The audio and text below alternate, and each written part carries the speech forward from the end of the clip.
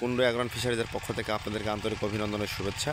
আজকে আমরা আমাদের মাসিক ধারাবাহিকতায় যে ডোজ করার কথা সেটা হচ্ছে লবণ আর জীবাণুনাশক, অর্থাৎ ব্যাকটোকাট জীবাণুনাশকের খুব শক্তিশালী একটি জীবাণুনাশক। আমরা আজকে এটা ব্যবহার করতেছি লবণের সাথে মিশ্রিত করে দ্রবণ তৈরি করে। আর এটা হচ্ছে আমাদের 70% একটা প্রজেক্ট। এখানে গড় ডেনসিটি আছে 1460-এর মতো, 1460 থেকে 1600 পিসের মধ্যে সর্বোচ্চ। সেটা হচ্ছে শিং আছে 17,000 আর গুলশা আছে 1 লক্ষ। এই প্রজেক্টটাতে আমরা এটাতে খুব নিবিড়ভাবে মাছ চাষ করার চেষ্টা করতেছি এবং গুলশা শিং মিশ্র চাষ, ক্যাটফিশের মিশ্র চাষ করতেছি। সেটাই আমরা দেখানোর চেষ্টা করতেছি। আমরা যে আমাদের যে সহকারী সে পুকুরের জীবাণুনাশক ব্যবহার করতেছে, আর জীবাণুনাশকটা এভাবে সারা পুকুর ছিটাই দিতে হবে লবণ সাথে মিশ্রিত করে।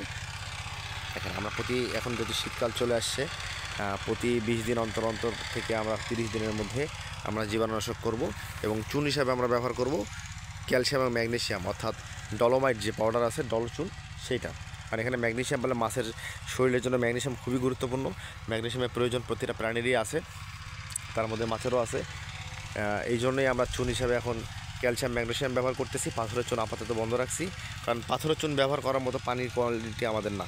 আমাদের পানি যখন ভারী হয়ে যাবে, খুবই ভারী হবে, তখন আমরা এখানে পাথরের চুন ব্যবহার করব। অন্যথায় আমরা এখানে সবসময়ের জন্যই প্রতি মাসেই আমরা ডলোমাইট ব্যবহার করার চেষ্টা করে থাকি।